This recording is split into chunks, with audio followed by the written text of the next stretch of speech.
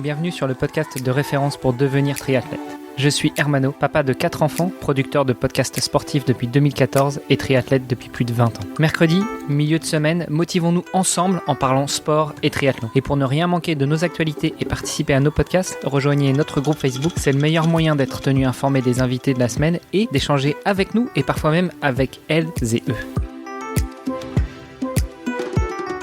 Salut les sportifs, vous êtes sur l'épisode de mercredi du podcast Devenir triathlète par Ohana. Notre co-animateur est présent, à savoir Olivier de Scooter, le fondateur de la marque. Salut Olivier. Salut Hermano. Et notre invité de la semaine, monsieur Fred Van Lierde. Salut Fred. Salut tout le monde. Merci encore d'accepter notre invitation.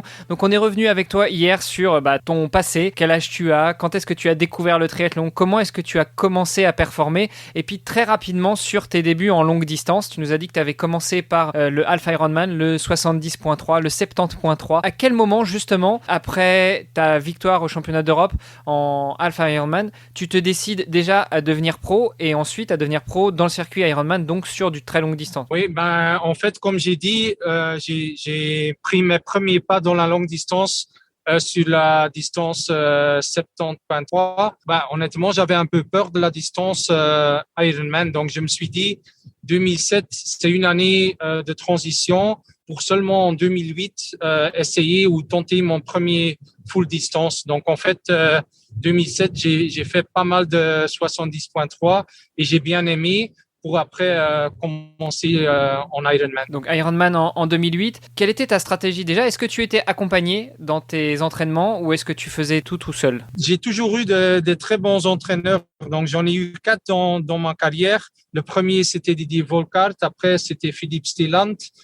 L'époque où j'ai commencé en 70.3, c'était Peter Temmermans et c'était seulement en 2011 que j'ai commencé avec Luc Van Lierde pour la fin de ma carrière. Les deux Van Lierde réunis. Justement, sur ton début de carrière sur la distance Ironman, sur le full distance, comment est-ce que tu orientais ça? Comment tu choisissais tes courses? Est-ce que c'était la recherche des courses les plus faciles pour te qualifier à Hawaï? Est-ce que au contraire, tout ce que tu voulais, c'était gagner en expérience, donc tu en faisais le maximum? Quelle était la stratégie que tu avais mise en place? Première année, en 2008, j'avais choisi comme premier Ironman Nouvelle-Zélande parce que c'était mois de mars. En vue d'Hawaï, j'avais dit, si je dois faire vraiment, ou si je veux me qualifier pour Hawaï, je veux qu'il y ait plein de temps entre les deux pour m'entraîner, pour ne pas avoir 2 Ironman en 2 mois, par exemple. Donc, je me suis dit, je vais essayer un des premiers de l'année et on verra. Et pour moi, 2008, en Nouvelle-Zélande, je termine tout de suite deuxième. Donc, je me suis qualifié pour Hawaï tout de suite. Et là, c'était une bonne nouvelle pour moi que la distance Ironman, c'était vraiment quelque chose pour moi. Et puis potentiellement, si tu n'étais pas qualifié en mars, tu avais encore quelques mois devant toi pour retenter le coup, évidemment. Oui, tout à fait. Mais bon, je me suis dit le plus tôt possible et on verra. Et alors justement, une fois que tu te qualifies pour Hawaï, pour tes premiers championnats du monde, qu'est-ce qui se passe? Comment tu orientes tes entraînements? Comment tu abordes ta participation à Hawaï? Pour moi, c'était vraiment tout nouveau. Donc, j'avais à ce temps-là Peter Temmermans comme entraîneur qui avait déjà pas mal d'expérience avec Rutger Beke. Pour la suite de ma carrière, ça a toujours été la même chose d'aborder l'année. C'est qu'il faut quand même garder un peu de fraîcheur pour la fin d'année. Tout le monde sait qu'à Hawaï, c'est mois d'octobre. Pas tout le monde qui arrive avec la même fraîcheur. Il faut vraiment bien planifier ton année. Aussi laisser un peu de temps pour récupérer pendant l'année, même si c'est pas facile. Mais si tu es vraiment dans la meilleure forme possible à la fin de l'année, c'est pas facile. Et c'est toujours quelque chose que j'ai quand même essayé pour avoir un peu de fraîcheur à la fin de l'année et chercher ma meilleure forme le mois d'octobre. Comment on fait justement pour organiser tout ça?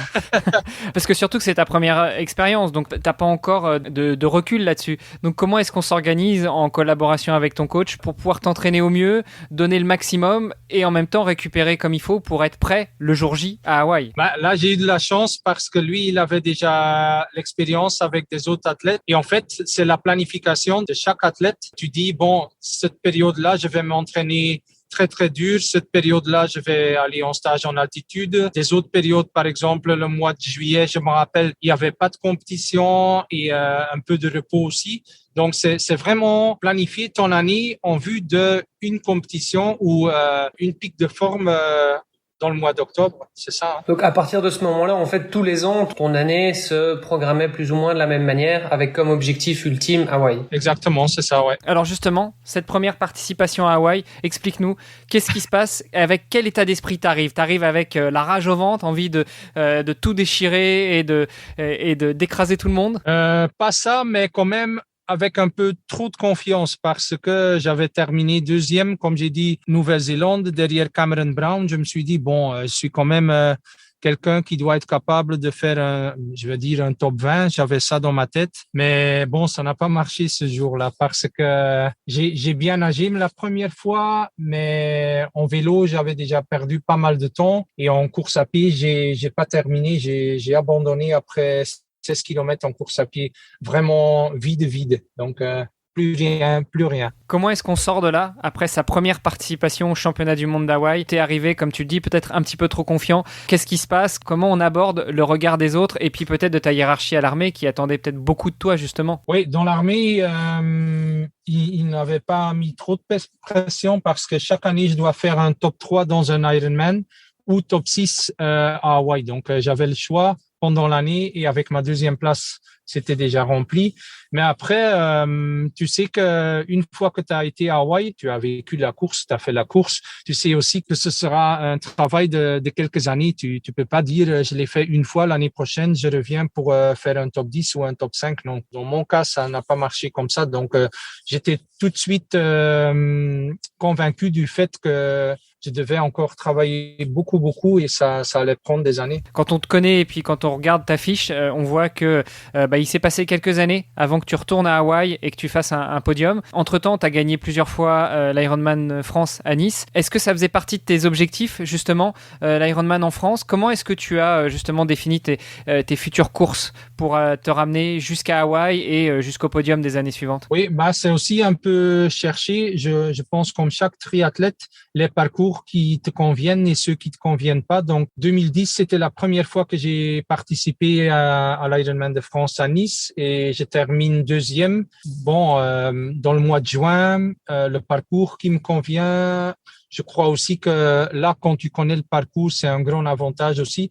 Donc, en fait, pour moi, c'était la découverte de ma course ou de la course qui me convenait le mieux. C'est la raison pour laquelle que je suis revenu plusieurs fois à Nice parce que c'était vraiment ma course préférée. C'était quoi qui te plaisait tant? Le dénivelé, j'imagine, à vélo? Oui, et aussi... Il y avait d'autres choses? Ouais, une course honnête, justement parce qu'il y avait ce profil-là. Quand tu regardes les courses qui sont sur des parcours plats, tu as souvent des groupes qui se forment et tout ça. Et à Nice, il y a jamais des groupes.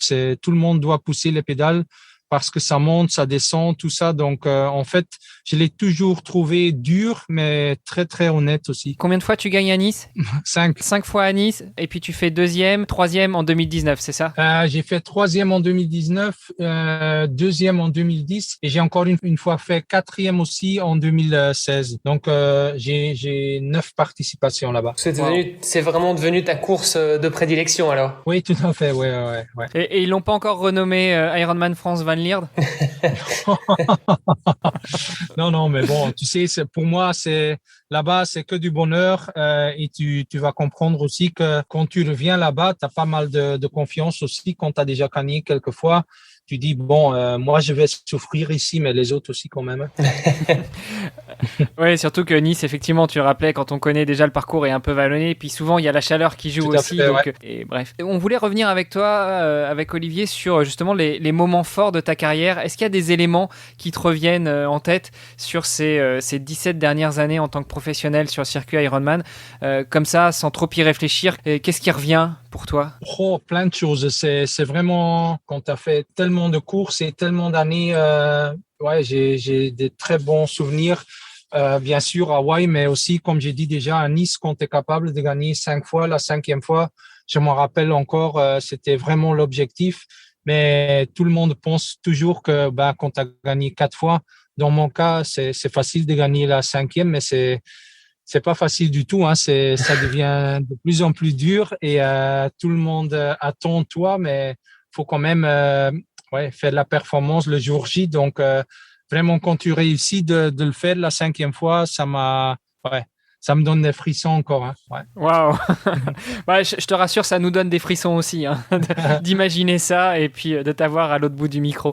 Super. Olivier, est-ce que tu avais quelques questions pour Fred, pour en finir un petit peu sur la partie carrière avant d'aborder l'épisode de demain? Oui, alors moi j'aimerais quand même qu'on revienne peut-être sur tout simplement l'année 2013 sur Hawaï, sur Hawaï 2013, mais on peut peut-être y revenir demain du coup et puis suivre avec ta fin de carrière aussi et voilà et puis de 2013 jusqu'à aujourd'hui en fait. Ok. Super, messieurs, à demain. Yes, à demain. À demain.